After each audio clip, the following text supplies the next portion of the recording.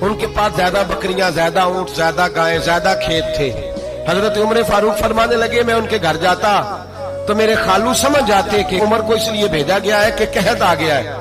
فرماتے ہیں وہ مجھے سویرے بکریاں چرانے لے جاتے، شام تک میں ان کی بکریاں چراتا۔ امیر المومنین عمر، ایک طرف مسئلہ یہ ہے کہ کیسر و کسرا کی دیواریں ہل رہی ہیں عمر کے نعروں سے، اور ادھر عمر منبر پہ بیٹھ کے خطبے دے رہے ہیں۔ فرماتے ہیں میں بکریاں چراتا، شام تک خالہ کے گھر جا کے مزدوری کرتا، اور فرماتے ہیں شام تک خالہ کے گھر جا کے مزدوری کرتا، اور فرماتے ہیں شام ہوتی تو ایک مٹھی کشمش مجھے دیتے وہ۔ آپ فرماتے ہیں میں بڑے قد والا تھا، ایک مٹھی کشمش ملتی ہے، کبھی ایک مٹھی کھجورے، میں شام کو کھا کے سو جاتا۔ کئی مہینے یوں ہی گزرتے تو میری اماں کا پیغام آتا کہ حالات صحیح ہو گئے، میرے بیٹے کو بھیج دو۔ یہ بات کہی، حضرت عمر رونے لگے اور پھر کہنے لگے اب وہ وقت آیا ہے کہ لوگ مجھے امیر المومنین عمر کہہ کے پکارتے ہیں۔ بس یہ دو باتیں کی۔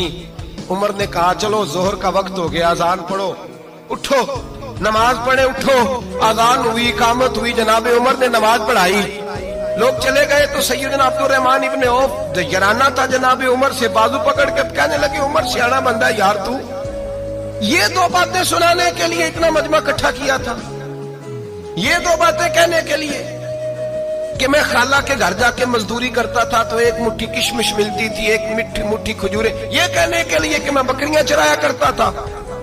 تو حضرت عمر فاروق رضی اللہ تعالیٰ عنہ پھر روئے، پھر آنکھوں میں آنسو آئے، کہنے لگے عبد الرحمن آج نا مصر شام سے کچھ لوگ آئے تھے اور وہ بتا رہے تھے کہ عمر تیرا ڈنکا وہاں بھی بڑا بجتا ہے، وہ مجھے کہہ رہے تھے تیرے نام کے وہاں بھی بڑے دبدبے ہیں، بڑے تذکرے ہیں۔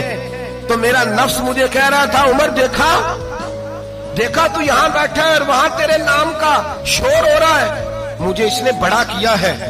تو میں نے آج مصطفیٰ کے سارے غلام کٹھے کر کے اپنی اوقات بتا دی، میں نے اپنی اوقات بتائی ہے کہ میں کچھ نہیں، کوئی شے نہیں، کوئی چیز ہی نہیں، اسی کسے تے کچھ نہیں جے لگ دے، نہ کوئی ساڈا دردی۔ میں نے بتایا ہے کہ میں تو کسی کے بکریاں چرا کے ایک مٹھی کشمش لے کے